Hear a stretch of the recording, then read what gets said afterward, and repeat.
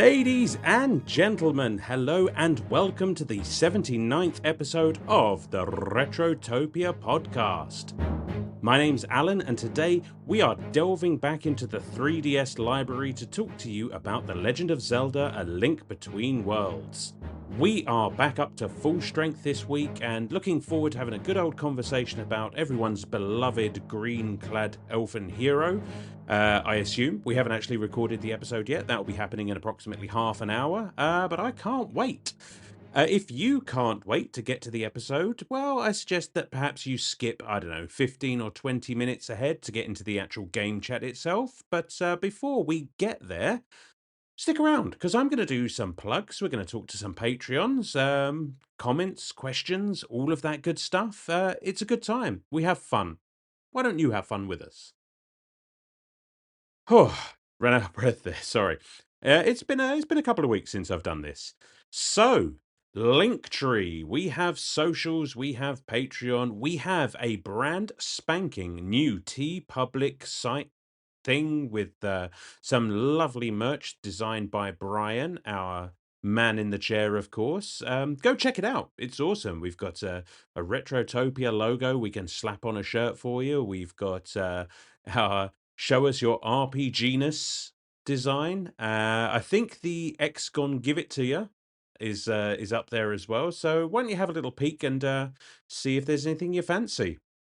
And big shout out for Sam for coming up with some of those slogans, and for Brian for coming up with some awesome designs. Well done, guys. You can find all of that, as well as our Instagram and X and all of that stuff, over at linktree/retrotopia. That's linktr.ee/retrotopia. You can find our Patreon there as well, as I mentioned, which you can join for free. And that will allow you to comment on episodes, comment in the 9-bit banter box, vote in polls, which we've just had one recently close, and I am honored and fucking excited to announce that Castlevania Symphony of the Night has won our latest poll, and I am... Well, if you've been listening to the show for any amount of time, you know that I'm a bit of a Castlevania fan, so very much looking forward to that one. There are other stuff, there's the extra shows, the quick plays, our mini review shows, there's Retro Bites, which you can listen to 15 whole days early, which is just our gaming, I suppose, fuck it, gaming chat show, why not? Where we just look at some of the news in gaming and talk about it in our own inimicable styles. What else? That's pretty much... I've probably forgotten all sorts. Like I said, I'm a bit rusty at this. But one thing I haven't forgot about is what I like to think of as the charcuterie board of the Retrotopia podcast. Because, of course, like a charcuterie board, it is very, very culturally elegant. And it is, of course, the 9-bit banter box.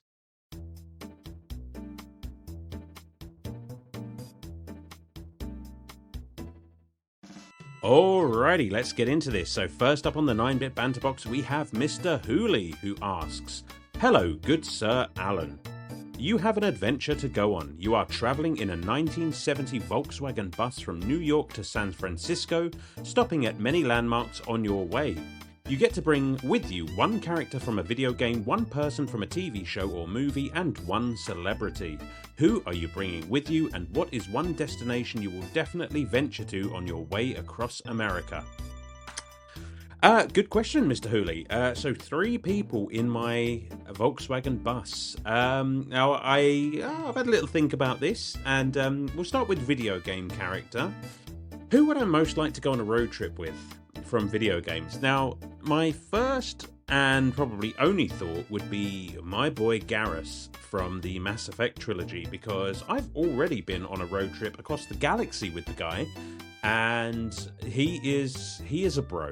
He is honestly a ride or die. You know, he's got my back.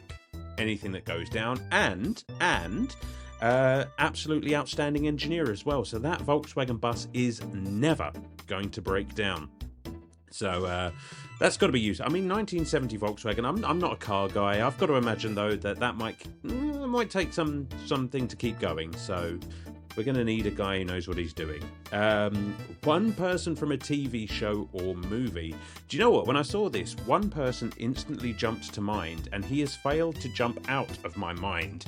And it's Ron Swanson. Because A, I fucking love Ron Swanson. B, would be able to sit outside the van and share a nice bottle of Lagavulin whiskey, which I absolutely adore as well. And I'm pretty much guaranteed to have the best burger of my entire life, just basically at a moment's notice at any time during the trip. So, meat and alcohol and moustaches, just a winning combination all round. And celebrity, that's a tricky one, because I don't really know many celebrities, at least not current ones. Can I cheat? I mean, it's my fucking show, so I'm gonna cheat. You know who I'd like? Christopher Lee. Can you imagine having Christopher Lee in that van with you? These stories that man could tell. I mean, I don't think there's any person, living or dead, who is quite as interesting as Christopher Lee. So I'm going to pick him. And if not him, if I can't have him, if I'm not allowed, I don't know. Probably someone like Harrison Ford. Because I think he's just genuinely, his deadpan like style of humour I find quite hilarious. And I think he'd have some good stories as well.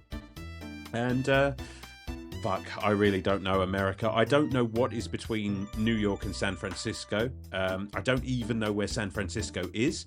Francisco. I don't know. I guess, is it cliche? Grand Canyon? That looks cool. Vegas, maybe? Just to see it, because the place doesn't make sense to me. I don't know. Lame answers, but I don't really know too much about America, so yeah, that'll do. Next up, Randy Berridge has this to say. Hey Alan, hope you're doing well. I have a Zelda related question for you given the topic of this week's show and the similarities we share in our chronological completionist tendencies. That's very true, we do. I started my Zelda journey a year or two back with the goal of playing all mainline Zelda games in order. I have completed up through Ocarina of Time, which I greatly enjoyed, and I'm excited to continue on to Majora's Mask. My question for you, should I continue the journey which could take me a few years to get to Tears of the Kingdom? Or should I jump now to Breath of the Wild and return to the older ones after? I'm really feeling I am missing out on a key piece of my Nintendo Switch by not having played these two newer games yet. What would your recommendation be? It is feeling dangerous to go alone in this decision. Nice, Paul. I like that. The great thing about the Zelda games is that there's almost no... I mean, I know that there is an official timeline, but really, there's not that much continuity between the games, so you really can hop around as much as you'd like. That being said, you said Majora's Mask is your next game. And I like all the games, but I really like Majora's Mask. And if you've just played Ocarina of Time, that probably more than most of the others does kind of follow on in a way. So I would recommend playing Majora's Mask. If I may be able to cop out a little here, why not both? Now, maybe I'm assuming wrongly, but perhaps, you know, Tears of the Kingdom, Breath of the Wild could be something that you play on the go, whereas Majora's Mask is something perhaps you could play at home. I don't know. Are you playing on an N64 for Majora's Mask? I don't know, but it doesn't really matter. I do prefer the older ones to Breath of the Wild and Tears of the Kingdom, though. So, gun to my head, I'll say play Majora's Mask next because it's fantastic. Thank you very much. The Big Deal says, Dear Alan, with your complete adoration for the blue blur, have you ever played or heard of Sonic Pocket Adventure for the Neo Geo Pocket Color? It's this weird game that feels like a Master System Game Gear Sonic game that plays like a port of Sonic 2 with Sonic 3's soundtrack. It's available through Smemulation, or just watch a Let's Play on YouTube, but either way, I think it's worth a gander. That's a phrase you Brits use, right? It is Big Deal. Yes, have a gander is a phrase that we use, which is why the word propaganda over here means to have a really good look at something. Have a propaganda at it. fucking awful joke. Yes, of course. Who are you talking to? Of course I've heard of Sonic Pocket Adventure. I've never played it though, but it is definitely on my radar. It's a game that I'm in an R-ing about whether or not it's worth buying a Neo Geo Pocket Color just to play that game, because I am that crazy. I might be tempted to just have a look and watch a video of it, but yeah, does that sound like me? I think it's something I need for the collection. Assuming that there's plenty of other, and if you know the Neo Geo, let me know what other good games are on it, and maybe I'll consider picking one up. But yeah, great question. Thank you very much. Thank you to everyone. That's it for the 9-bit banter box. So, what have I been up to? What have I been playing? Plenty. I actually completed Sonic Spinball today, while we're talking about Sonic games. And listen, I know I'm a die-hard Sonic fan, but Sonic Spinball fucking sucks. I'm not shy about it. It's not a great game. I just don't like pinball games, but it was the next one on my list, so what are you gonna do?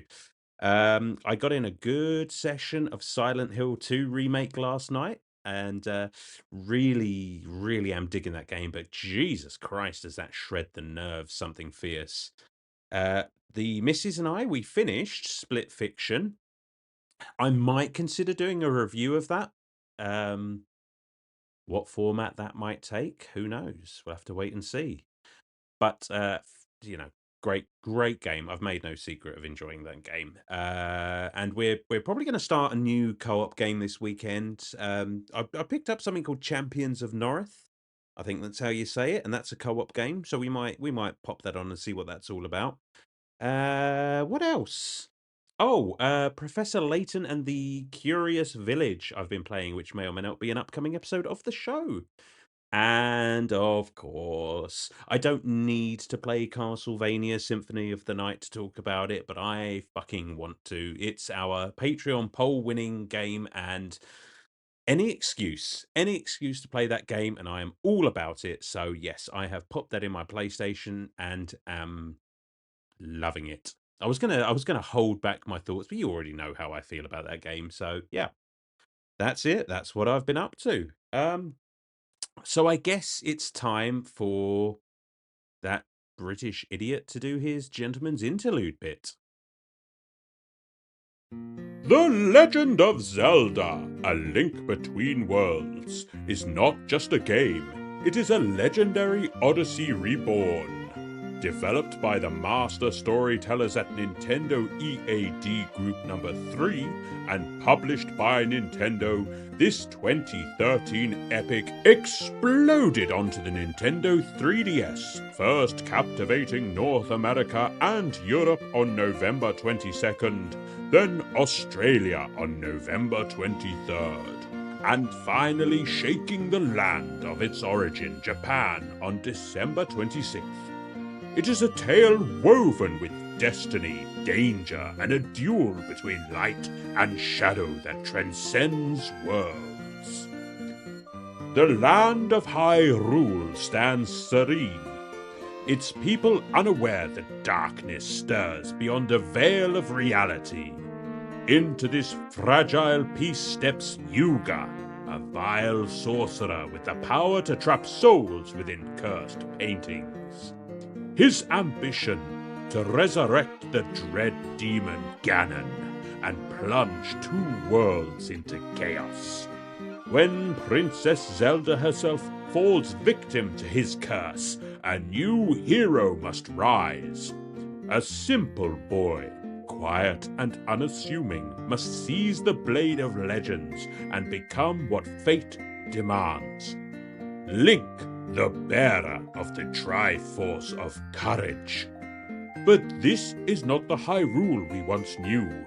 Beneath its familiar surface lies Lorule, a realm of ruin and despair, a shattered echo of Hyrule torn apart by its own hubris. Link's journey stretches across these twin worlds, bound together by magic, memory, and mystery. And in this new chapter, the rules have changed. The very fabric of reality bends with a stroke of innovation. Link can now become a painting, merging with walls and slipping through cracks in space. This mechanic doesn't just redefine puzzle solving and exploration, it shatters the linear chains of past adventures. Gone is the old path. Now the player chooses the order, the strategy, the destiny. With Ravio's item shop offering critical tools from the outset, every dungeon becomes a test of wit and courage rather than an arbitrary sequence. Graphically, it is a marvel. The world breathes in glorious top-down beauty with vivid colors and rich detail that sing in stereoscopic 3D. Each dungeon pulses with dread. Every forest whispers ancient secrets. And the music, oh, the music. Reimagined orchestral themes swell with heroic fervor, guiding the player like a siren's call through triumph and trial. A Link Between Worlds is not merely a sequel. It is a resurrection of legend, a rewriting of myth. It bridges past and future, light and dark, heart and blade. For those who dare step into its world, it offers more than a game. It offers an epic, a timeless journey, a call to heroism that echoes across dimensions. Okay, that was a bit dramatic there, mate. Just bring it down a notch. Anyway, so obviously, before we get into the game itself, we like to hear what you think about it. So, first up, we have Unbuckled Cape, who says, "This is one of the few Zeldas I have never played, which is unfortunate considering most rank it really high. Where does it rank among other Zelda games for you?" Highly. Very highly. Again, I'm not going to spoil too much before we get into it on the episode, but this is almost certainly just in the upper echelons of my favorite Zelda games, and I'll tell you why in just a bit. Don't rush things, Unbuckled. Jesus. Fallen Snow Kiku says, "I'm a relative Zelda novice. I've played 3 Zelda games to completion, A Link to the Past, Link's Awakening, and the new one with Zelda herself in the lead, but this is one of the ones I've played but not finished. I never seem to see anyone talking about it, so it feels weird to call it that, but I think it's a hidden gem. The wall mechanic was fun and clever, and it felt like a true follow-up to Link to the Past, while also having enough of its own ideas to not feel like a rehash. I swiped the copy from my younger brother, as all good older sisters do, but I have it back. But I gave it back after a while without finishing it. Wonder if he'd let me have another crack at it. Well, Kiku, if he doesn't, I would never advocate for stealing, but maybe just steal it again. You've already done it once, you know. I don't think guilt is cumulative in that respect. So, and I genuinely think you need to play and finish this game. Um, that being said, the games that you have played, Link to the Past, Link's Awakening, and you're talking about Echoes of Wisdom, which I just played myself, and you know it was okay, it was good. But Link to the Past and Link's Awakening, you're talking about 2 of my favorites right there, especially Link's Awakening. My God, the hours I spent on that game. But yes, I think the lack of availability of this game forces it to be a bit of a hidden gem, which is really weird to say about a Zelda game, but there it is. Thanks, Kiku. The Big Deal says, "I don't have any experience with this game, but I wish DS games as a whole were more accessible." There you go. They're not even easy to shmemulate, his word, because of the dual screens and really only make sense in a game where one of the screens serves as a map or HUD to place them side by side. Hopefully, Nintendo focuses on bringing this library to the NSO next, in which case I would give this game a shot. I have to believe with the Switch 2 on the horizon. I mean, they've already announced the GameCube is coming to Nintendo Switch Online. I mean, where else do they go from there? It's got to be something like the 3DS, the DS. I mean, because what else is there? So I'm with you. I hope they start porting some of these games. I mean, I'm sure they could figure it out somehow. porting these games to the Nintendo Switch Online, because it is a shame that this one is pretty difficult to get hold of. Thanks, big deal. So, Super Dave says, I bought A Link Between Worlds back in college and fully in the grip of frustration with Nintendo's repeated delays of Breath of the Wild. I recall starting this game with an attitude of, show me why this is worth my time. I'm pleased to admit this game gave me one hell of an attitude adjustment. The art style is charming and the dungeon design and puzzles are a delight. Once I adjusted to the wall fusion mechanic, the game really opened up, and I even liked the 3D effects in a few times I turned up the slider. This is a true gem of the 3DS, and I wish I'd held on to my copy. It is, and I did play around with the 3D. I'm sure we'll get into it, but I just generally yeah, it was kind of a gimmick on the system. I never really used it. It just kind of fucked with my eyes, but yeah, I am glad. I am glad that, like John Cena, this game gave you an attitude adjustment, because it's wonderful. It's a wonderful game, and thank you to all of you who wrote in. Again, love it, love your questions, love your comments. But let's just get into it. Let's talk about why this game is so wonderful. So, sharpen your master swords, cram a fairy into a bottle, and prepare to slip through a crack with us as we talk about Legend of Zelda: A Link Between Worlds, released for the Nintendo 3DS on November 22nd, 2013 in Europe and North America, November 23rd, 2013 in Australia, and December 26th, 2013 in Japan. Thanks for listening, guys. Enjoy the show.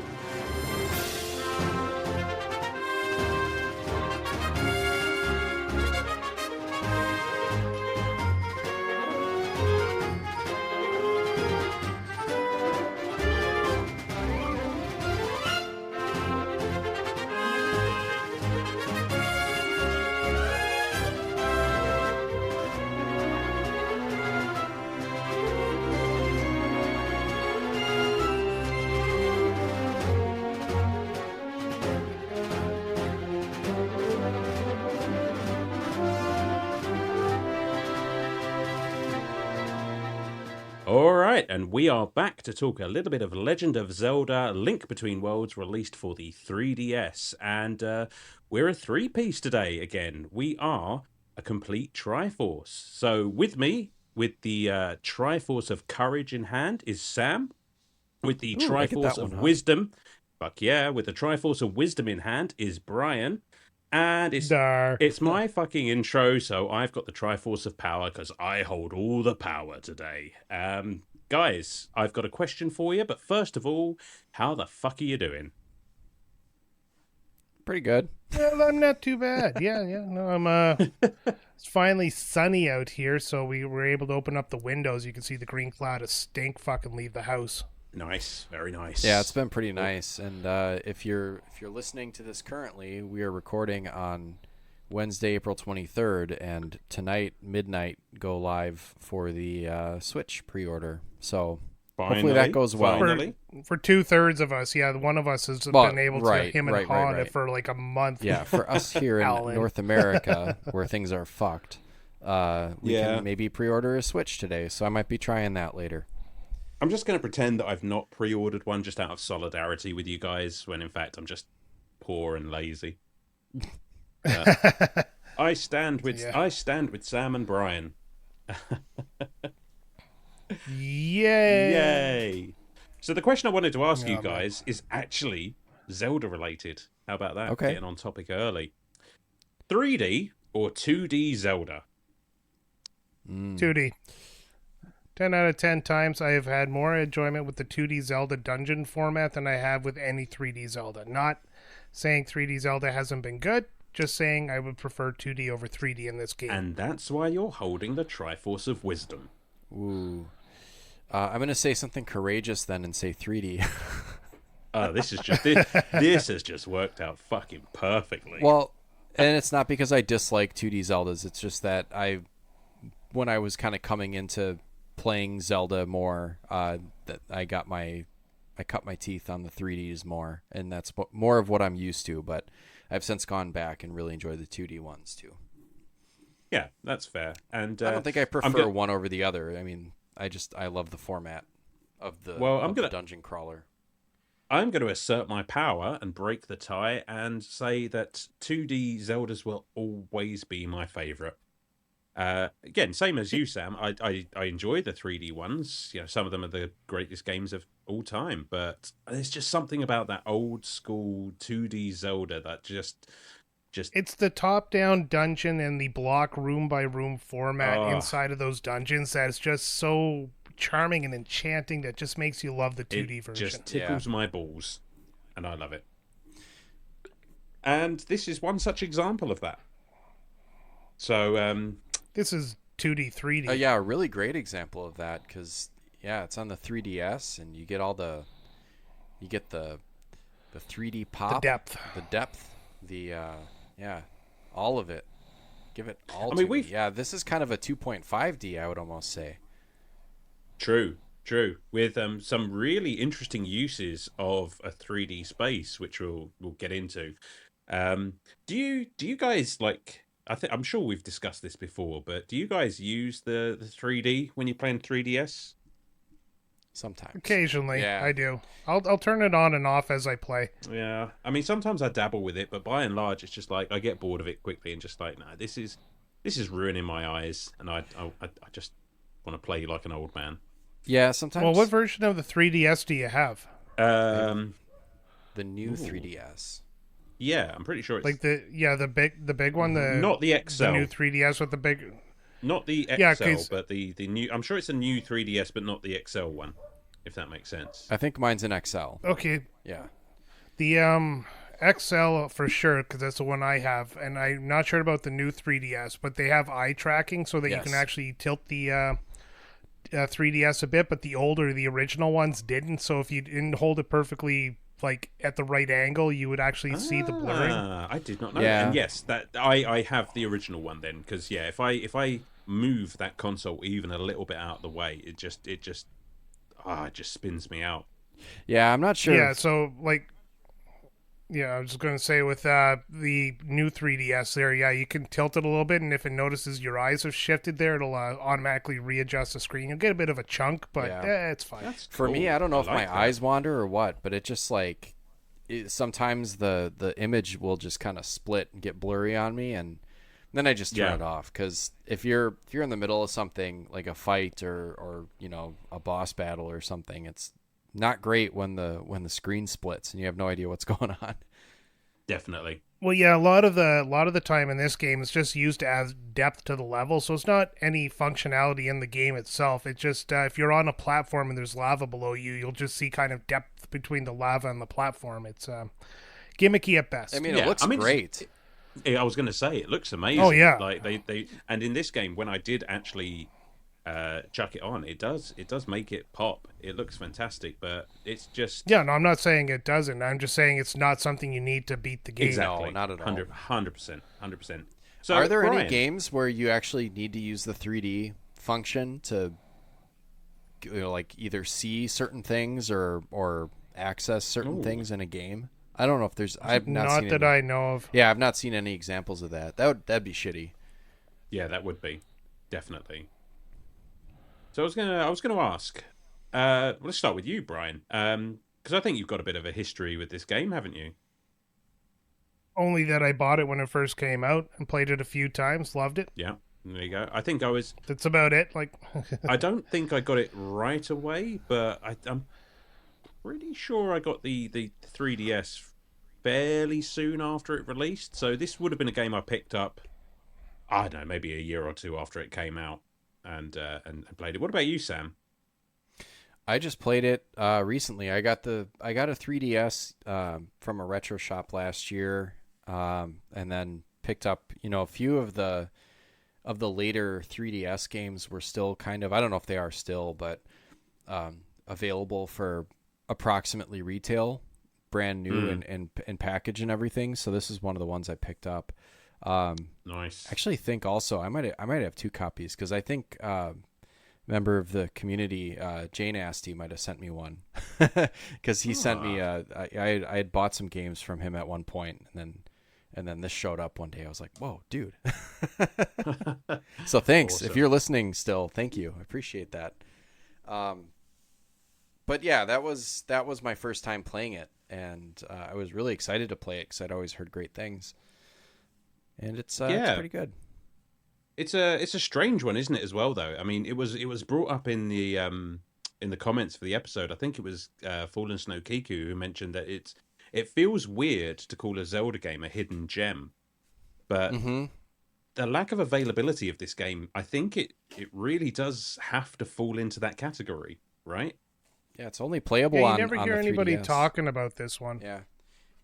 And all Yeah, the yeah. DS, like the 3DS stuff, is just kind of, for now at least, unless something happens with the Switch 2, um, you know, along with the Wii, I would say like a lot of that stuff is just kind of locked away because the mechanics are kind of gimmicky, or not even gimmicky, just unique. You know, two screens.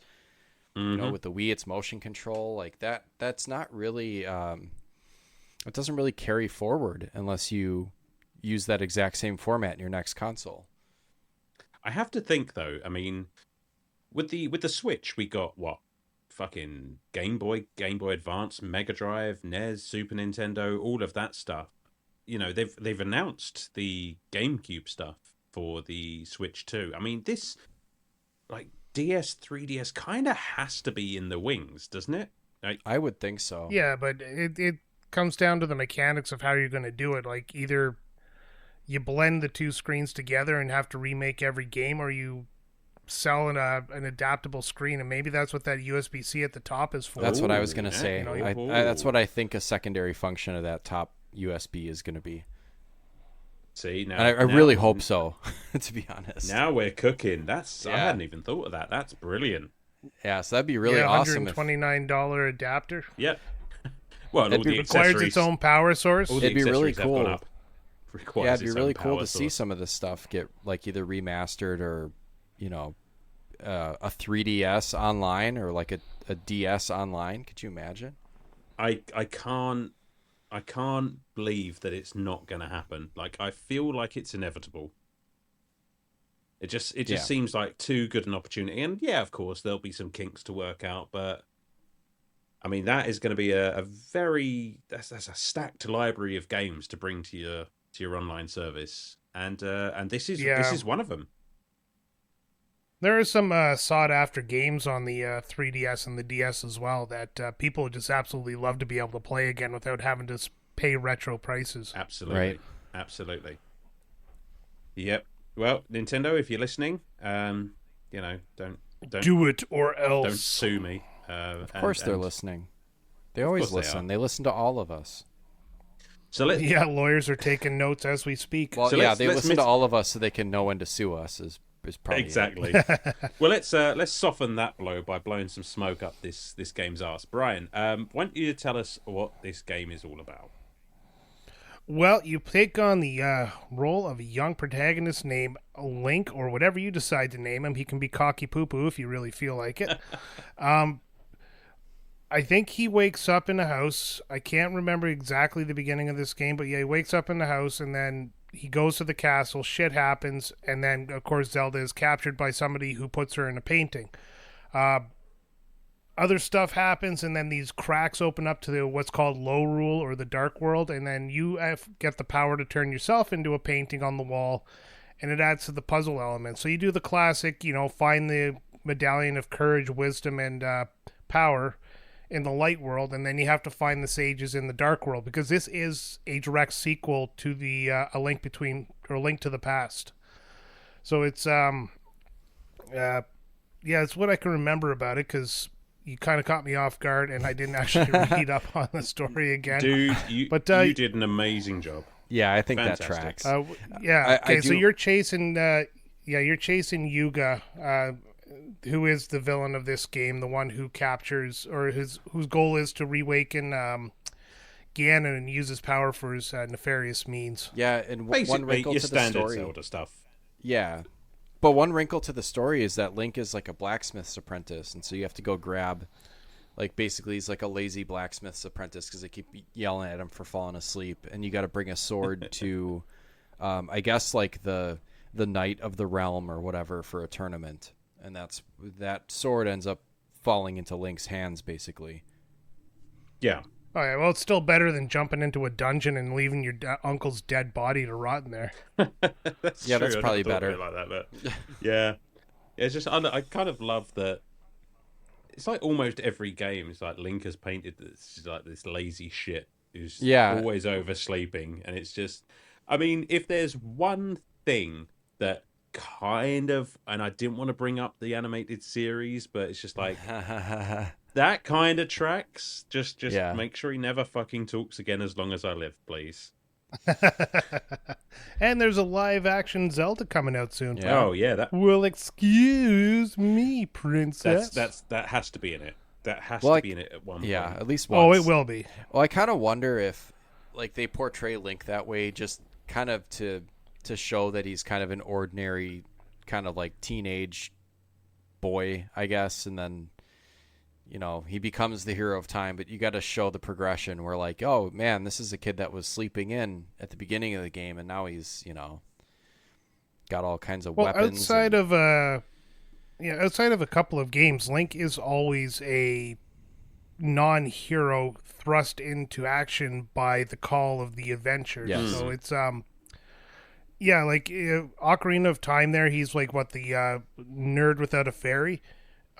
He's just his uncle's kid in a Link to the Past. This one, he's the blacksmith's apprentice. You know, he's always just what's the other one? Wind Waker. He's just a kid on the island, and he's thrust into adventure. So it's this overarching story where he is the actual hero, but he just never knows it through the different games, which have been connected loosely by Nintendo. Yeah, well, it's because they're basically not doomed so much, but they're destined to be reincarnated every however many years or so. Because it was, and I know we're not talking about fucking Skyward Sword here, but that kind of set the stage. Now, hang on, no. Fucking love that game, but that kind of set the stage for like these characters being continuously like reborn to different ages to fulfill these roles, and it just tickles me that this hero of legend is constantly reborn as just a layabout. It's just like, yeah, I'm a layabout as well. You know, give me a fucking sword and let's see what happens. well, there it is. That allows you to kind of, And that was the end of Alan. right. That kind of inserts you into the role a little bit. Like you can take that role on because it's very relatable. Like, hey, Yeah. I sleep in. Cool. Exactly. And I get, So go on. So I just looked it up. This game takes place in the Heroes Defeated branch of the timeline. Yep. After the Oracle's game and after Link's Awakening. So Link to the Past, the Oracle's games, and then Link's Awakening, then this game. So I think it is a different. I don't know if that. I think it is a different Link Yeah. from Link to the Past, but obviously very. Oh, clearly, it is. It's supposed to be in the future, right? Yeah. Yeah. Very, very clearly, the exact same Hyrule, because this map is very, very familiar. Spot on, perfect. Yeah. Yeah, there's only a couple of changes. Like you can't get to the desert directly from the light world. You have to kind of do a roundabout way to get there. Mm-hmm. The mountain's pretty much the same from what I can remember. Yeah. Few differences up there. Yeah. Which is something I've always loved about these games. Is just that continuity, especially with the 2D ones of that map. I mean, even if you look at the very, very first Legend of Zelda, I mean, it's pretty much the same map. It's just a lot more basic, which really does fit in with the Downfall timeline. Yeah, I'm gonna admit my eyes glossed over when you started talking about different timelines. Like, ugh, man, I always kind of like I understand that there's a quote unquote canon or like a loose canon to Zelda games, but I always kind of figure that they're just kind of like alternate stories in the same kind of universe. They don't necessarily need to tie in for me. Like I'm kind of just there for the ride for that game. They don't. I mean, yeah. You know, there are some that kind of link up a little bit, but pun intended. But I don't really get too hung up on like, well, this is at this point in this timeline. No, but it is.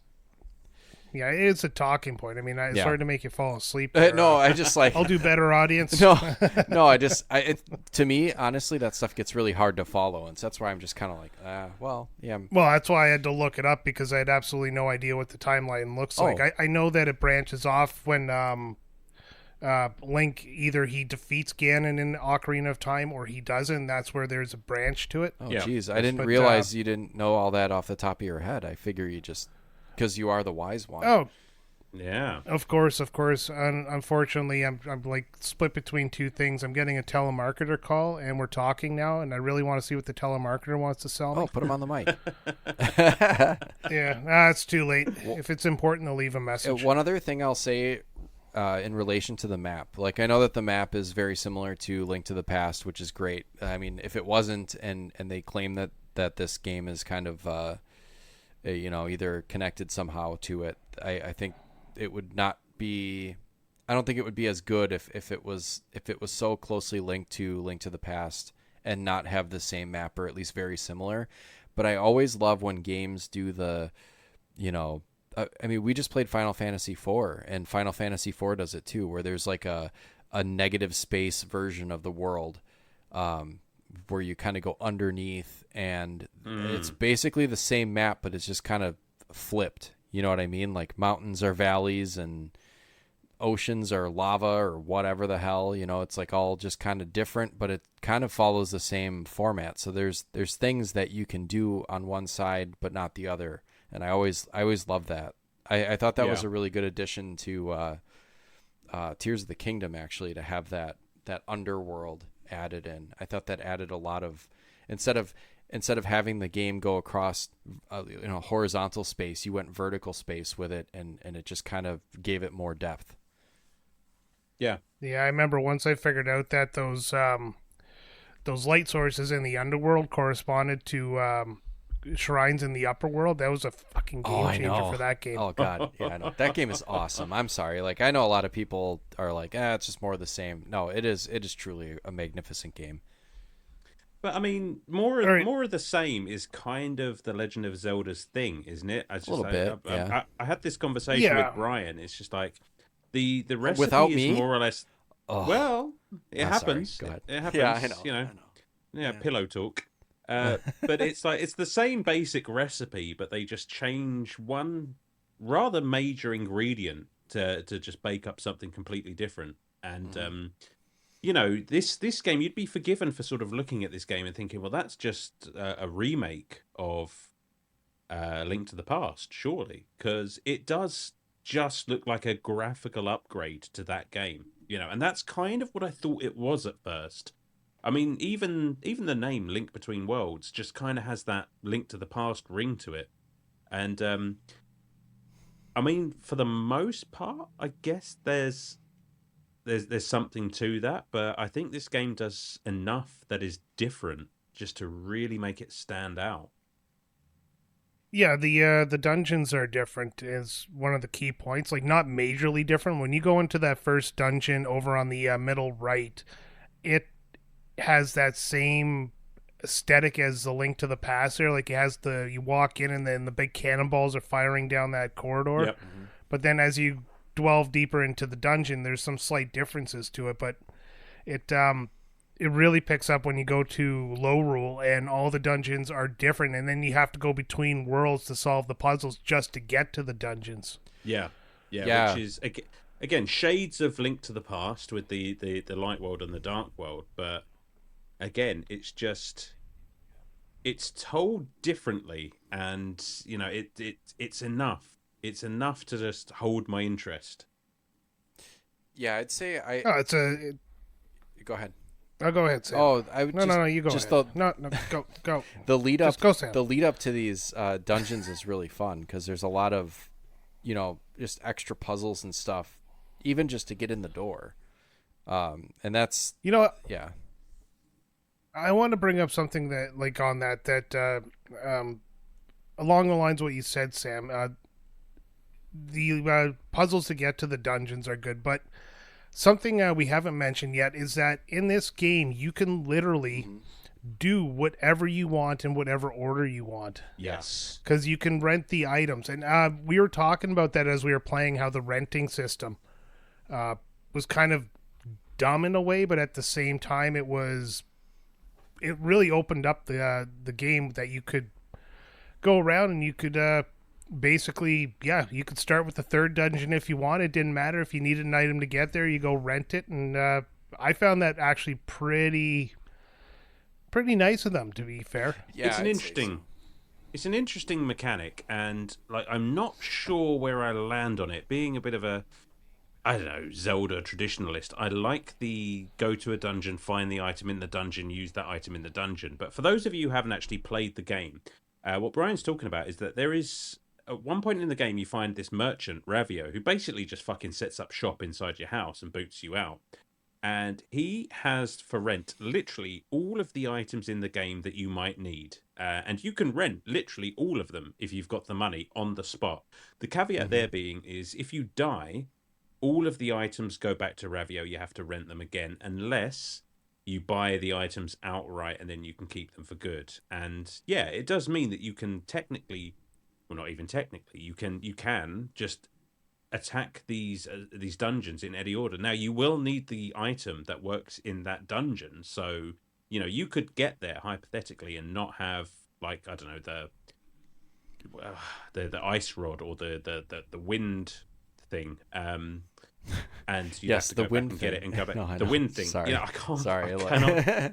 The technical Just, I had term. to, called the tornado rod. that's the one. Thank you very much. Excuse me. Yeah. Well, actually, Actually, trust me to pick one I didn't actually know the name for. But yeah, it's interesting. It's a nice little change. I appreciate that they did something a bit differently. I don't know how I feel about it, but you know what? I have a couple of thoughts on this. I think it's good if you think about it from purely the perspective of they're allowing me to go wherever I want. And if you Sure. think about it that way, it's really cool. If you don't think about it that way, it's a pain in the ass. Because then, let's say you end up dying or whatever, and I mean it'll happen. You lose all of it unless you pay a pretty steep price to keep the item permanently. And there's no lack of rupees in the game, so that's good at least. yeah, The enemies drop a lot of rupees and they drop a lot of the high value ones. Like it's not uncommon to see a 5 or a 10. But one thing I noticed looking at the wiki is that when you have the rented version of the item, it has Ravio's little bunny ears on it. And then when you get the purchased version, it doesn't. So that's kind of fun. I noticed that. Yeah, and then a lot of them have Yeah. an even more upgraded version. So there's like, for example, you've got the Well, boomerang and then yeah, the nice boomerang. Yeah, Everything's called the nice something, Yeah. but the upgraded versions, like after you buy everything, you can go find those little squid things that are all over the place that squeak as you get close to Yes, them. that's how you did it. And then you go find, you find the mother squid there, and if you get all 100 of them, you actually get like everything upgraded, and then you get an extra attack, like an extra wide spin sword attack as well. that's right. Did, Yeah. did it's, either of you guys do that? Definitely, I did that. Yeah, I- I had to look up the last two, but I got them all. Nice. So I went looking for the Maya Mai. See, Oh, I fucking very knew nice. that There one. we go. I Look at fucking Mr. Name Dropper. couldn't over couldn't there. think I of had couldn't think of tornado whatever the rod. fucking tornado rod, but you got the squid like species. I had to redeem myself.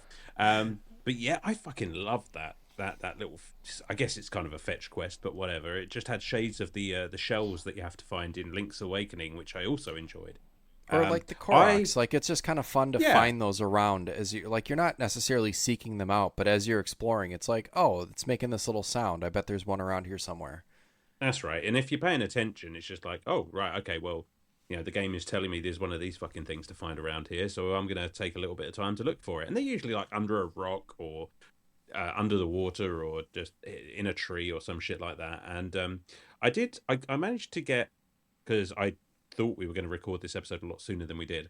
But I got about 90 something odd of them. I was just like, that's enough to upgrade all the items. I don't really need the extra attack. But It was very useless. Was it? well, there you go. I hate. Yeah, Yeah, let's. I never used a spin attack in this game to begin with. I would say I really hate when there's collectibles like this where you can get up to like, I don't know, say like 100 or 200 or whatever, and then there's like a big gap between whatever the let's say let's use Ocarina of Time for an example. Like you get the 50th gold Skulltula, and you get, I think it's a heart piece or something, and then there's nothing until 100, and then all you get for 100 is a gold rupee, and it's like, Oh yeah. and I don't know if it's an infinite rupee or if it's just one rupee that's worth 500 rupees, but it's just like, this is completely useless. Like money in itself is pretty useless in that game. Like why do I need a gold rupee for something that took me longer than anything else in this game? So I say, Zelda, shame on you for having rewards for things that are useless. It's literally the Mario 64 thing, isn't it? It's just like, Yes. we genuinely didn't think anyone was going to go this far, so I guess here's Yoshi and some lives you don't need. Guess what, Nintendo? By now you should know every single one of us is going to go this far. I 100% almost all the Mario games that I play, and most of the Zeldas that I play, like, like not Breath of the Wild or Tears. Those are crazy, but like, we like to thoroughly complete these games. So give us something cool at the end. Yeah. Yeah, speaking of thoroughly completing the game, did you guys get the Master Ores to upgrade the sword to level 3? I believe I did. Yes.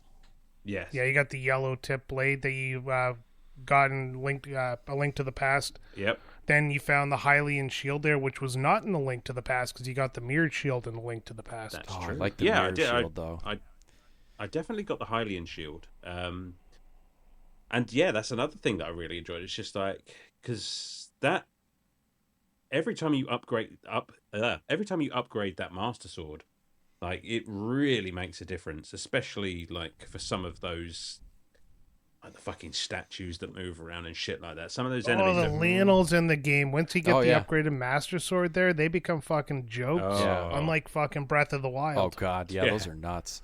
But the nice thing about the upgraded sword is that it helps you kind of clean up if there's any lingering items that you haven't purchased outright from the vendor. Grinding for rupees becomes so much faster because you can just wander around the map and kill things that much faster. True. Yeah, I don't know. And speaking of rupees as well, I mean, one other thing that this game does is it does not fuck around with wallets like some of the others do. Like, you can. Oh, that was the nicest. Yeah. thing. Yeah, you can. Could you imagine as many as you like? I wonder if there were wallets or something to begin with, and they're like, no, if we have this rental system where you need to have a lot of cash on hand, like a wallet system would have been it would have made this game absolutely shit. Like we would have hated this game with a wallet system. 100%. I mean, collectively as gamers, we would have hated this game. Yeah. Yeah, and they know how to make a good Legend of Zelda game at this point, so. Yeah, so with everything that we've talked about, actually, one of the nicest things is it is a really well-balanced version of this game. Like, just because you are able to get all these items right off the bat doesn't mean it's going to help you at all to progress through the game. But it's balanced enough that, yeah, okay, I've rented everything that's on the table, but I don't need it for this dungeon, so half the stuff I have is useless, and it's just, if I die, it's money out of my pocket. So it makes you think a little bit more about what you're actually going to rent. I rented everything, and then when I died, I just restarted from my save point because I was like, screw that. Yeah, I'll do the hour worth of work again rather than pay those prices. I would basically die and really think about, if I was in a dungeon where I wasn't using certain items, I wouldn't rebuy them to go back into that dungeon. I would just buy the ones that I needed, and if I had enough rupees when I died, I would consider buying those outright for the purchase price rather than the rental price. And that's kind of how I, knocked out some of those as the game progressed, so that I didn't have to keep losing those things that were especially useful, like the hook shot, for example, or the hammer, because you need the hammer to mallet down, those posts and stuff. Yeah. The other thing that was cool about the dungeons is some of them would have like a little sign with a picture of the item that would be particularly useful from that point on. So they kind of give you a little bit of a hint, like, hey, if you don't have this thing, you're not going to be able to get very far here. You might want to go grab that if you don't have it. Yeah. Yeah, some dungeons required you to have the item just to get into. Like the Turtle Rock required you to have the ice rod, I think, to make the pillar that you could phase into, then walk around to get into the actual dungeon. Oh, that's right. Yeah. Yeah. That took Yeah. me a while to figure out, by the way. Yeah, it. I remember from my last playthrough, but the one that always catches me is the getting into the desert or the swamp level. Yeah. That's the one I always have problems remembering. Down in the Yeah. lower left corner of the map. Yeah, that's both in Link to the Past and Link Between Worlds. I've had troubles in that area.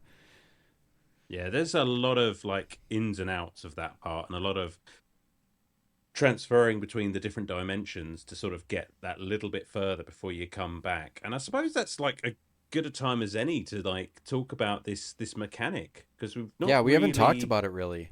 Yeah, this No, we haven't. which is basically The main mechanic of the game, we're what 45 some odd Yeah. minutes into this. You yeah, can turn yourself into a little painting man and walk on the Which- wall. I think is one of the. I mean, I think it's one of the best mechanics in a Zelda game, and maybe hyperbole, but I just think it's genius. The ability to just sort of go into the wall, you turn into this funky little painting of Link, and then you can walk across the wall through cracks, round pillars and stuff like that, and it's just so well implemented. Yeah. And it's on a timer, so like you don't have infinite time to be in the wall. So you have to kind of plan out where you want to go and book it to get there. And then also there's certain areas where they were really good about, if there's, you can't basically, walk into the wall and break the game by, just walking around the wall. There were ways that, they'll put a post in front of something so you can't come back out or something like that. Yeah, I loved it. I thought it was really cool. And there were, lots of hidden chests, like treasure chests and stuff with, extra rupees and stuff. And you could kind of do a little bit of extra puzzle solving in the dungeons and get more rupees out of it. And a lot of that relied on the wall walking. Yeah, I definitely. like the implementation in boss fights. Oh, like- yeah. Oh, yeah. It was done so well. Like, obviously, this is going to be a mechanic where you have to use to kind of get away from stuff. And there's two locations. There was the forest maze where you had to sneak, which I didn't like, but using the wall thing actually was kind of neat, like well implemented in it. yeah. Then there's I can't remember which boss it is, but you have to go in the wall and he runs into it and knocks himself out. Yeah. And that gives you a chance to hit him. But it was also useful on bosses where you didn't have to use the wall to kill the boss, but if he's rushing you and you're kind of screwed, phase into the wall, get yourself out of trouble, and then friggin' come back out and lay the beating down. Yeah. My- there was that. Yeah.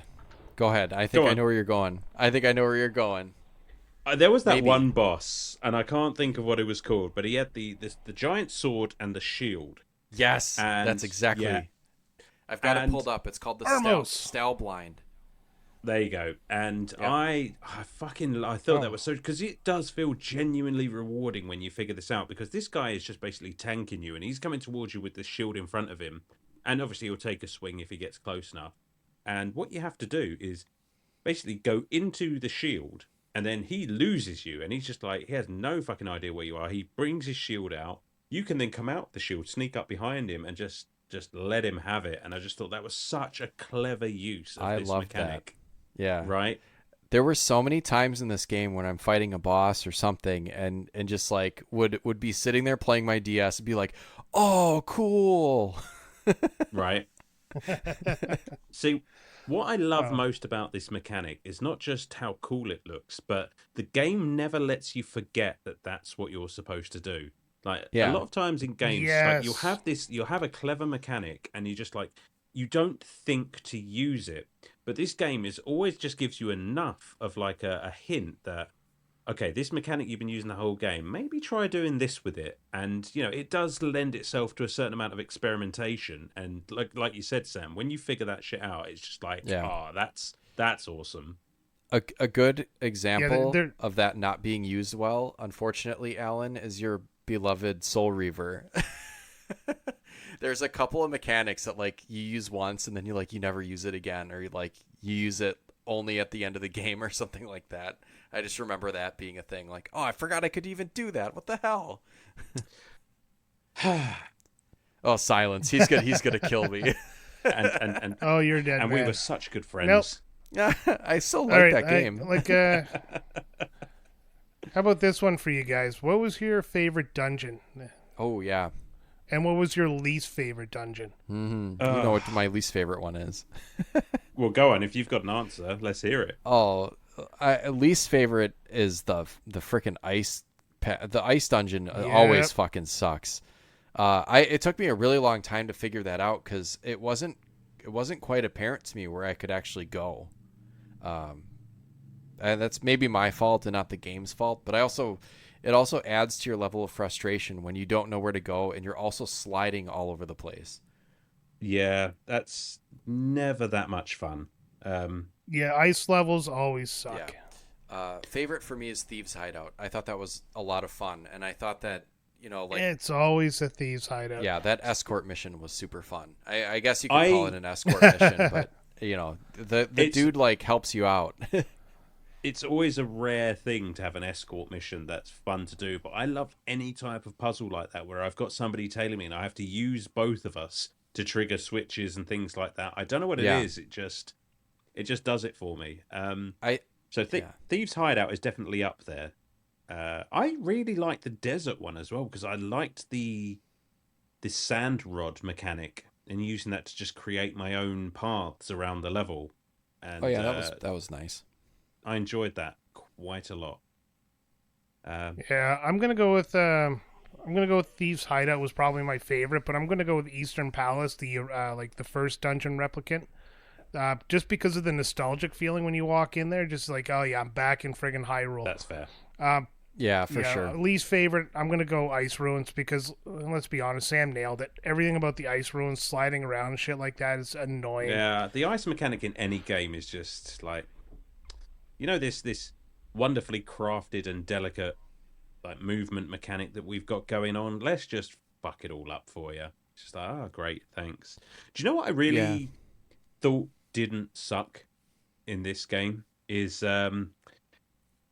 it's basically a fucking water temple. I can't think what it's called now, but it was Is it a the level. swamp one?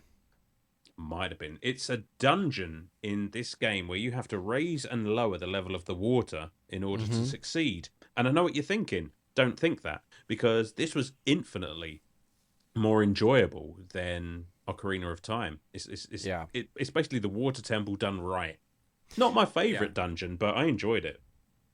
I would say that's Water Temple done right, and I think the Thieves' Hideout is the like Jabu's Belly done right, where you have Princess Ruto and you have to like Oh, keep putting her God. on switches and stuff, and she's like yelling at you the whole time. Like That that bitch. sucks. This Thieves' Hideout is way better. Like just they took the formula and if there was something that we would normally be irritated by, I think they did it much better.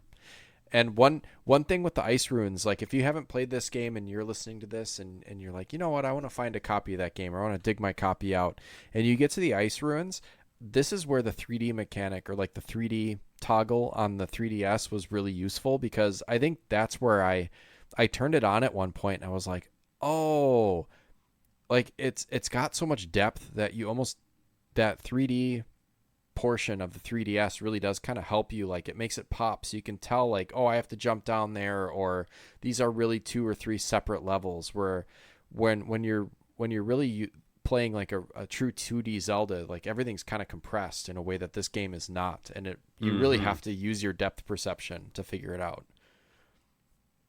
Yeah, I agree with that. Yeah, I'm just gonna say one thing about that. Getting to the Ice Temple area was a fucking pain in the ass. Yeah, that too.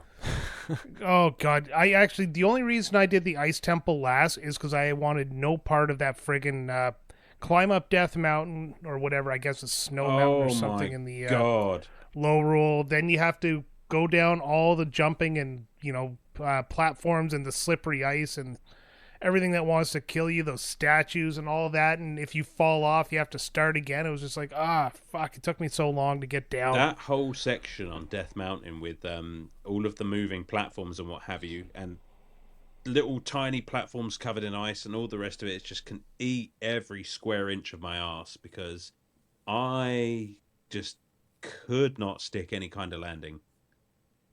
Yeah, that was Yeah, tough. and it took me so long to do it. Like, I found everything in this game before I went to tackle that.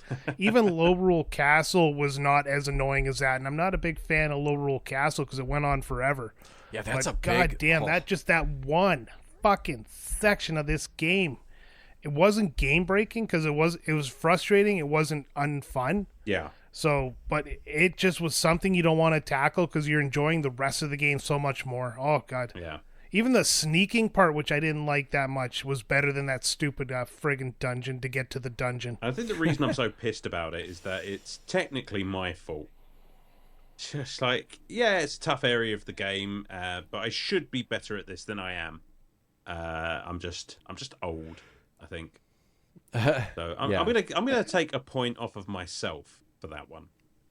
Not the game. It's a you problem, huh? It's a me problem for sure. And that definitely leaves Alan now sitting at a 25 in the hotness scale. Oh, okay. Hang on, what's the scale out of? 24. Oh, nice. Such a sweetie. Oh Jesus, a little bit of pride there. That's a sin. You're now at 23. Oh, I'm gonna lose it all by the end of the episode. Well, since we're talking about dungeons, what do we think of the bosses? I know we've touched on it already a bit, but any sort of favorites, least favorites? I mean, Moldrum, that Moldrum. worm that you have to hit the tail of that fucking thing and it bounces you. Don't know why. Maybe I'm a sadist, but I love that boss. I love it because really, you don't die when you fall off the platform. I don't like that one. That's why I love it. It's annoying, but it's fun because it's like a challenge, and you just got to get in there. Oh, but it's not as do it. It's not as bad as the Link to the Past version of the same boss, where it knocks you, and then you have to start it over again. The problem is, Yeah, did you notice the first three bosses were the same though? yeah, pretty much. Yeah. Maybe 'cause, better versions, maybe. Yeah. Yeah, well, that really lends to the this is truly a sequel, and you are truly back in that same Hyrule. Yeah, definitely. Right. Because the second I saw that fucking Moldor, I had PTSD all over again. And you're right, he is technically easier than Link to the Past, but I still like, I felt a sinking feeling in my stomach when I saw that fucking snake again. Easily my least favorite, but that's again just because of the scars. Poor Alan. I really liked that. Was it Margamil? The basically that pillar with the eye on top. Oh, I thought that was a clever little boss fight as well, because that was an enjoyable fight. Yeah, just using that tornado rod, which I remember now, to get up on top and just wailing on the eye while dodging and bouncing around the room. It's very obvious what you need to do from the get-go. Tricky, but satisfying. I just want to say one last point is the boss I most identify with is called Knuckle Master. I saw that too. Say no more. I don't want to know why. About a 3-knuckler. What? Just going back to the items quick. I mean, the sand rod and I think maybe even the tornado rod are pretty unique to this game, aren't they? Or do they show up elsewhere? There's always like, your kind of usual suspects in a Zelda game: your bomb, your boomerang, your bow and arrow, your hook shot, and then there's always like those are like your standard, your base, and then usually like the rest of the items are variable, but they do show up from game to game. Every game has their unique items. Like like you said, there's the standard items. Like the bow of light always shows up at some point in the game. Yep. Yeah. But yeah, I think these are the unique items for this game. Same with the hint glasses and the stamina scroll, I believe, is another one. Mm-hmm. It's just a couple of things that set this game apart from other games, or the other Zelda games. Sorry. And you know what I think that is? Because obviously you've got your ice rod, you've got your flame rod, and those are staples as well. But I think if you look at the two new ones, they're very much geared towards the 3D aspect, the verticality of the game. It's just like, sand pillars come up, The tornado Yep. rod brings you up to the screen. It's all designed to play with that 3D if you have it on, and just really like give you that sense of depth, I think. They're really good at coming up with, those kind of wild card items that um, fit the game style, like you said. Like I was thinking about Minish Cap earlier today and how they've got that one rod that just like all it does is flip shit over, but it just kind of fits it ties into that shrinking mechanic because you got to flip shit over to turn it into something you can use to shrink down and that sort of thing. So they're always like coming up with something a little different that even if it's like kind of a boring concept, it always works within the game. Yeah, absolutely. Yeah, I mean, because the tornado rod, the sand rod, they're not going to be anyone's favorite item in the game. Right. But I just think they are, I guess, maybe fairly underwhelming because they work so well. As you just don't think about it. It's just like you get used to it so quickly that it just Right. becomes another part of your arsenal. Right. Like figuring out the desert was so satisfying when finally I was like, oh, this is what I have to do. And, obviously you're using the sand rod to do it, but figuring that out was really rewarding. Yeah, definitely. I think that's why I like that level with that dungeon so much. Yeah. Yeah, there's if you go through the game, there's a couple of puzzle levels you can do. Like you blow a rock out of a wall and you go inside and there's some like dude standing in there. And the whole thing is just a puzzle to get like a $300 rupee that's in the middle. And there's one that involved the sand rod, and it was a blast. Oh yeah, but those little puzzle rooms are fantastic. I liked there's finding one that those. involved the Pegasus boots. Yeah. Yeah. Even though one involved the Pegasus boots can go eat its ass. Yeah, fair enough. Yeah, that's the other thing. The Pegasus boots aren't a mandatory thing you find in this. That's something optional that you have to go hunt down. Yeah, true. Like, you can finish this game without the Pegasus boots, and that was something else that kind of caught me. Like, you need the Pegasus boots in A Link to the Past, but in this game, it's just, go hunting for them somewhere.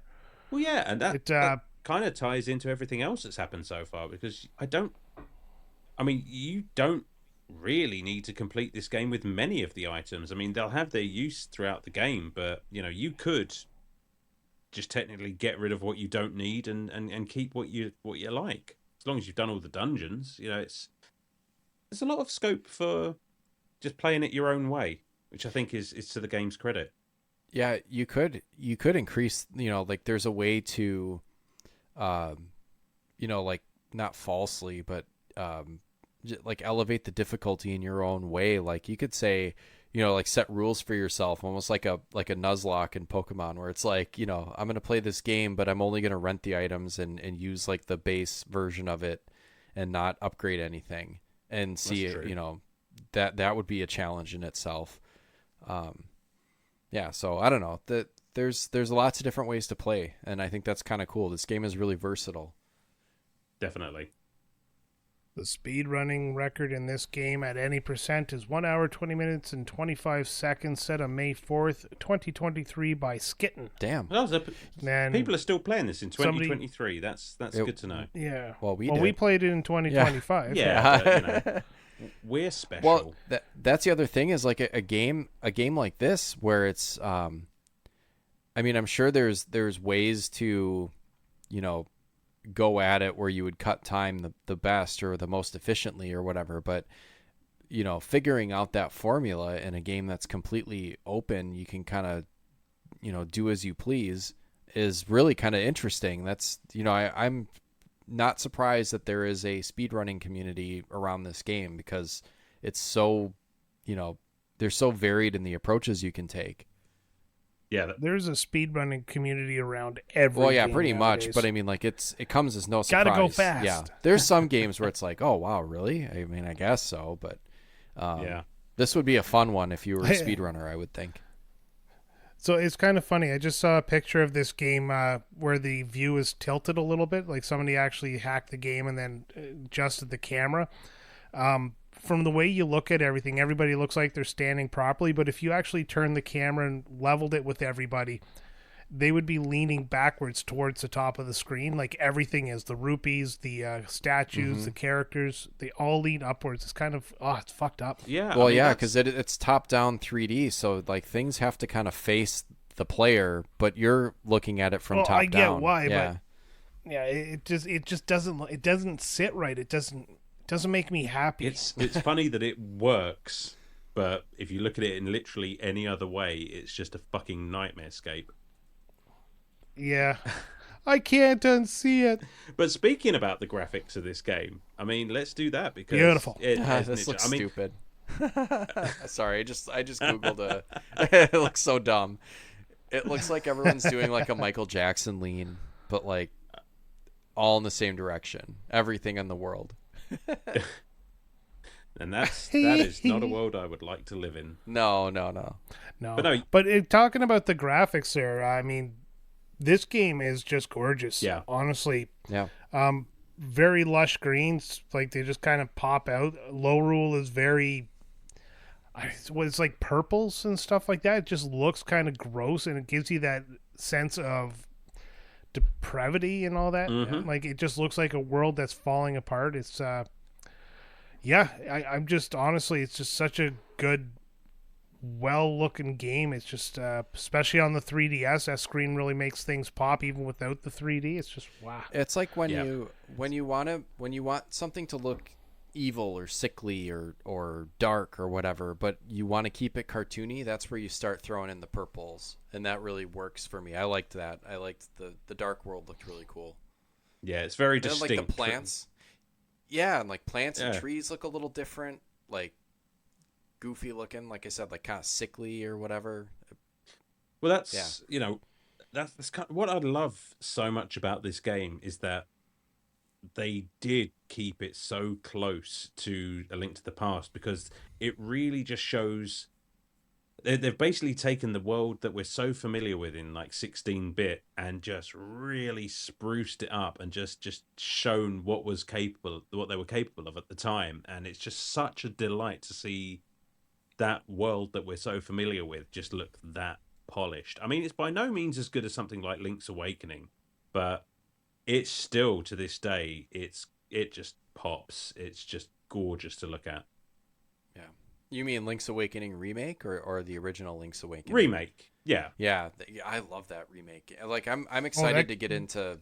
I know maybe it wasn't everyone's favorite game, but I'm excited to play the Zelda one. It's Not the- Echoes of good. Wisdom. Yeah, It's yeah. good. You know what I'm talking about. Yeah. Yeah, I didn't hate that game. I just didn't like the mechanics. I got bored faster than I normally do. I'll take another crack at Echoes of Wisdom, Yeah. but it wasn't my thing. I wasn't in the mood. That's probably like half of it. The idea is sound. It's just the execution was just a little bit clunky, I guess. Yeah. I don't know. I don't know. I would get into it, but I just don't really feel like Nah, it. fair. Nothing. Because we're talking about a Yeah, different maybe game, aren't we? maybe a bonus fellas? episode on that one. Maybe. And there's nothing clunky about this game because this is buttery smooth. Yeah, just a joy to play, a joy to listen to as well. Oh yeah, music is great. I mean, just Yeah. updated versions of the Link to the Past music for the most part. Were there any tracks that were just brand new to this game that were notable to you? I don't know. I didn't do any sort of comparison. I'm just kind of wondering. Well, I'd have to listen to the soundtrack again, but there's no bad songs in this game. No. And again, it's one of those games where like a lot of the work is already done, because as long as you nail like the main themes. Yeah, I'm pretty sure like Low Rule had more or less the same music as the Dark World from Link to the Past, and it's just again, it's just taking that nostalgia and just updating it so you kind of feel all at the same time at home, but somewhere completely new, and very, very well done.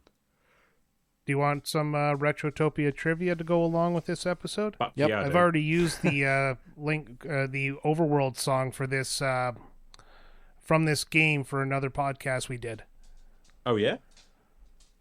Oh yes, I have. It's your favorite version of Link. For the animated series. Yeah, because I couldn't find a clean version of that song, so I in the interlude I used this music from this game. Kind of what prompted me to want to play it again. Yeah. That's kind of using the good Link to the Past music for that discussion of that show is kind of just an olive branch. Like, oh yeah, sorry, we're talking about this piece of shit, but here's this good music. Yeah, just lulling you all into a full sense of security. And if you're Yeah. still around, then God bless you. Oh, Well, God knows Link didn't want to bang the princess in this one. no. Maybe that other one. Ooh, Maybe that other one. I don't know about a hot take, but and this might we're getting into spoiler territory. But so if you don't want spoilers, just kind of skip ahead. But Princess Hilda is like a hot goth version of Zelda. Yeah.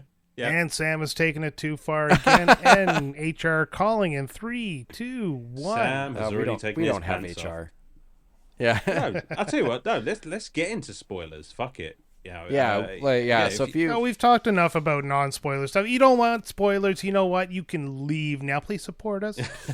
yeah, I didn't have any spoilers, or if I did at some point by, I'm sure I've listened to podcasts or things about this game, in the past, and I frequently do. If I haven't played a game, I'll still listen to a podcast about it, because more likely than not, I'll forget what the spoiler was by the time I get around to playing it. 100% forget. You know what? We could talk about 90% of this game and it wouldn't be a spoiler because it's very formulaic. I mean, your Link, you get the 3 gemstones in the colored world, and you get the power to go into the low rule, and then from there you have to rescue the 7 princesses or the 7 sages again, and it's the same plot as Link to the Past. Yeah. Just, it's not up until around the end when they start popping the reveals of the big twists and turns of what everybody and everything is, Which that actually finishes off the story. So 90% of this game can be talked about without actually spoiling a thing. definitely, but that little twist of the story at the end, I am here for 100%, because I think it's pretty genius, actually. Yeah, I loved it. It caught me off guard. Like, I didn't know it was coming, really. Yeah. Yeah. Well, they really hinted that Hilda was going to be kind of the bitch of the whole thing. She's like, "Welcome to Low Rule. We need your help." And then she's like, "You're not going to sneak up on me, you dirty man." That's a good impression. She's actually the Zelda from the 1989 cartoon. Is that right? Yeah, this is what happened after the Link from that world, because it's the Link is a cuck in this game too from that world. Yep, that's So true. it's so basically, Low Rule is a 1989 cartoon version of High Rule, and things have gone to shit because they couldn't get the Triforce because Ganon got away with it, so they're just sitting there decaying. And Actually, Zelda or Hilda Actually. changes her name to be Goth Mummy. Oh, goth Go on. mommy. no. I just had to throw a Goth Mummy in there love for it. Sam. Yeah, There it thank is. you. So actually, what happened in Low Rule is that they were so there were so many wars and battles for the Triforce that were basically ripping the kingdom apart, that they actively decided to destroy their Triforce, which means that the world didn't have that one thing in it that was basically sustaining it. So it went into a slow and steady decline. And then they were just like, well, fuck, the world is ending because our Triforce doesn't exist anymore. What the hell are we going to do? Well, we're just going to look next door to Hyrule. Well, they've still got a Triforce. Let's cross over and fucking pinch it. Thus dooming Hyrule to the same fate. Which is an interesting take. And it would have almost worked, and they would have got away with it too if it wasn't for that Link and his rented toys. And his buddy Prince. Ravio, who's like the Low Rule version of Link. I call him Cuck Link, honestly, because he sat there and he's like, "Why aren't you the hero here, Link?" And he's like, "Because I like to watch Zelda have sex with other men while I sit in a chair in the corner." Well, there's our soundbite. Yeah. My mangina hurts. That is. Well, But I did like the reveal that... Go on. yes. No, that's exactly where I was going. Go ahead. Then you go right ahead, buddy. Well, I'll take this. I love the reveal. I mean, there was the Zelda Hilda thing, and then the game is like, hold on, you think that was cool? Just wait till you find out who Ravio is, and then he takes his hood off. It's like, yeah, I mean, the way that he's portrayed or animated or however rendered or however you want to say it, like, it's not necessarily like, because Zelda creatures and characters look kind of kooky anyway. So it's like, I mean, this could have been a rabbit. Who knows? It could be a guy in a hood. I don't know what it is. But it turns out it's kind of low rule Link under there. I thought that was like a second reveal that was like, just more on top that you weren't expecting, which was pretty fun. Yeah, absolutely. And the idea that this low rule version of Link is he's not getting stuck in because he's actually at heart kind of a coward. I just liked that juxtaposition of their two like characters, and it's just like, oh, okay, that kind of makes sense now, because you just think, well, you've got a Zelda over there. I'm not even thinking at this point, where's their Link? And it's right at the end where it's just like, oh shit, yeah, of course they'd have one as well, and he's a pussy. Love it. Well, they're opposite in every way, like Zelda is light and kindness, and Hilda is, darkness and spite, and Link ends up being courageous and brave, and Ravio is the opposite of that. Yeah. Plus he's a little bit greedy. Would you call him kind of a pussy though? Because he did travel across a different multiverse, bringing a bunch of weapons to help Link actually, fulfill his plan. He's cunning. Yeah, I guess he's cunning. Link, well, he's got a motive, doesn't he? Because he's doing that for a price. Yeah, of course. He's not without his uses, but of course he's basically come across because he doesn't really want to get involved with Hilda and this Yuga, who's basically, I guess, her court wizard or what have you, who's found this ability to cross over dimension. He's just like, well, I want no part of that, but kind of don't want to see this happen. And I guess right at the end he does show a bit of spine when they realize, well, shit, and now we're in real spoiler territory, because you beat Yuga, you reclaim all of your pieces of Triforce, and Rufio, whatever. Oh, Ravio. Ravio. I'm just like Rufio. I'm just like, fucking hell, I've gone Rufio. He's just like, you know what? I'm kind of cool with just letting this world die if it means we don't have to like go down that road. And it's just like, fuck. Okay. Oh, he made his money. He doesn't care. Well, can't spend it in a dead world.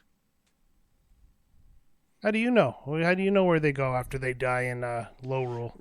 Right, doesn't Link... I mean, they have actual goddess there by proof of having the Triforce. Yeah, but they don't have the Triforce, Brian. Doesn't yeah, Link but save I'm just both saying there worlds? is actual evidence of gods. Sorry, what's that, Sam? Well, wouldn't Link have saved both worlds then by stopping Yuga? Well, if you remember the ending, you remember what happens. I don't. But, I don't want to... fuck it, I'm going to spoil it. So anyways, after Zelda and Link go back to their world and they make peace with Hilda and Cuck Link, Zelda they get one wish when you assemble the Triforce, so they wish that Low Rule gets its Triforce back. Yeah, which is just an upside down version of, the original Triforce. Which, to be fair, they could have tried in the first place. I mean, if Hilda and what have you had just come over and said, listen, can you use your Triforce to wish ours back? None of this would have happened, because Zelda would have said yes. Then you would have spent $80 on a game where you did nothing. Yeah, absolutely. It would be like, it'd be like, oh, yes, okay. Well, then there's no adventure. Cool. That was the easiest game ever. This is more like the afternoon tea of Link or of Zelda. It's just one of those games. It's just like, you guys went all the way fucking dark when you could have, like, your opening gambit could have been a little bit less dickish. Right. Well, what are you gonna do? I mean, without a plot like this, I mean, there's no game. So I know. I'm just being a nerd. I get it. I'm just saying that they actually handled the plot really well, and the fact that they left the reveals till the end of the game, just kind of giving you little drops here and there of story, just to make you come to your own conclusions. Yeah, I loved it. And that Cuck Link reveal at the end was actually a nice touch. Yeah, great story. Really enjoyed it. know, 75 out of 2006. I don't know. That's my score. That's a really weird Well, score. That is. That is. Speaking of, are we there then? I think so. I don't really have much left to talk about this game. It's well, I guess I'm going to go on a rant here one way or another, so I guess I'll start this. Go ahead. If you don't mind, Alan. Nope. All right.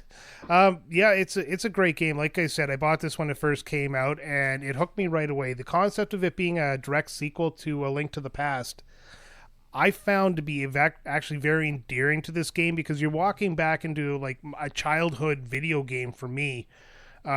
You walk back into the world of Hyrule as it was on the Super Nintendo, and you're seeing all this stuff that you haven't seen in a while.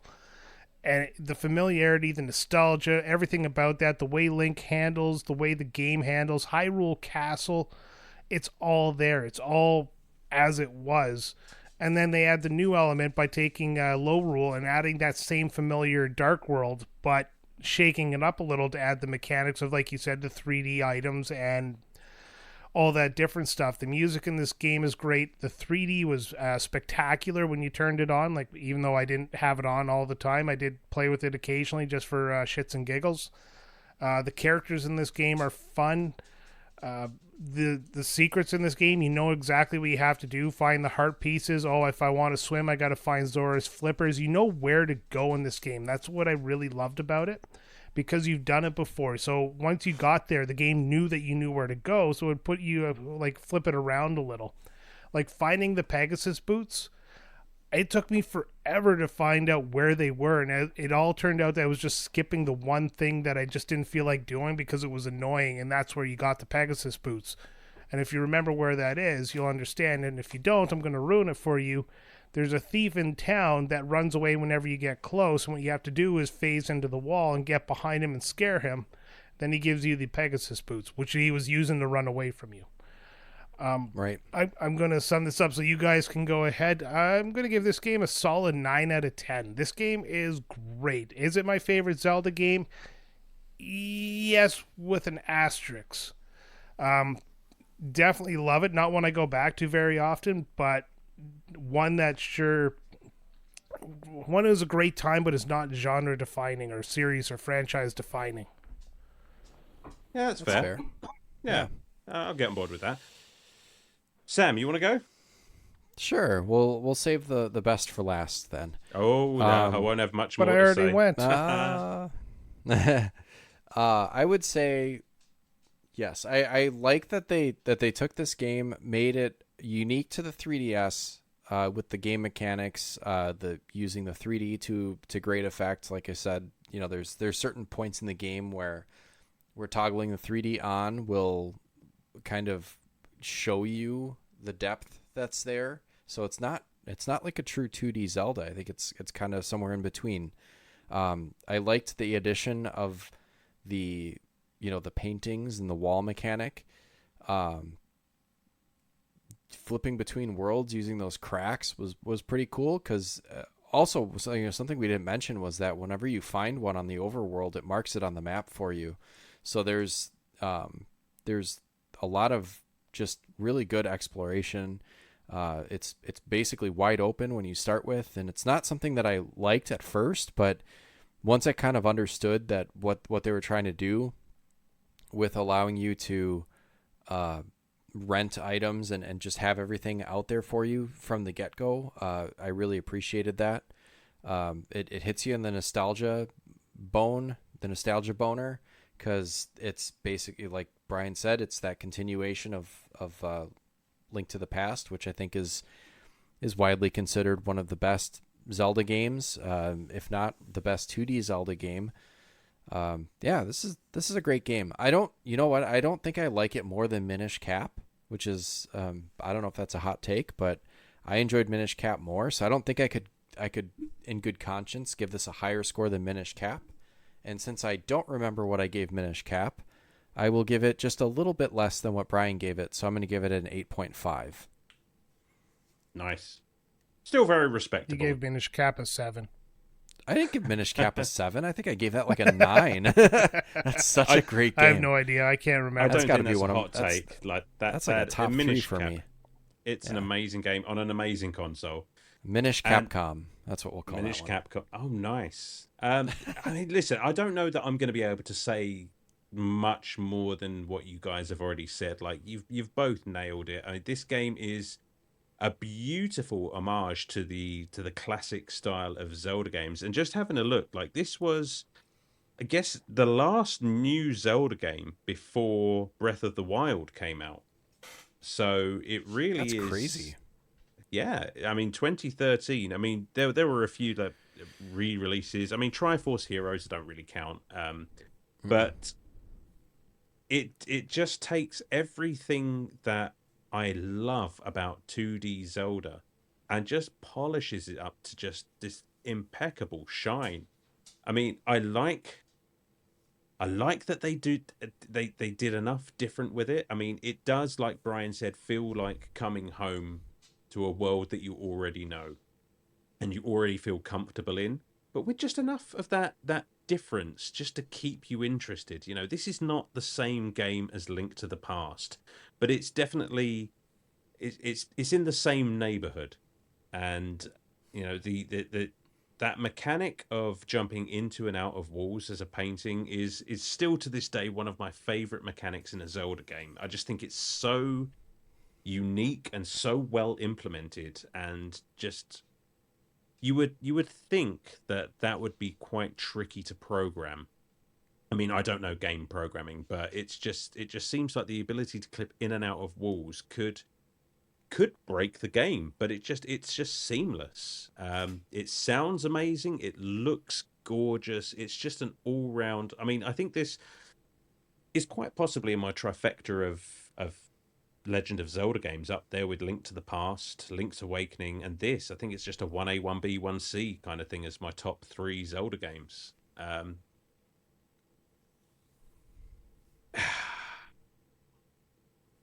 give it a 9.5.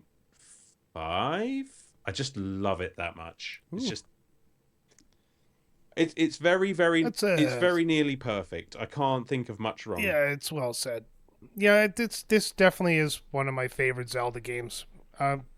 Like we said at the beginning of the episode, it's just not often talked about because it's on the 3DS and it's kind of a one-off of the story, and you never see these characters again or this concept again. Like you never even see Lorule teased about, whereas you kind of see some reoccurring characters. You don't really see Hilda and Cucklink that often. No. I'd love to see more Hilda. I'll tell you that.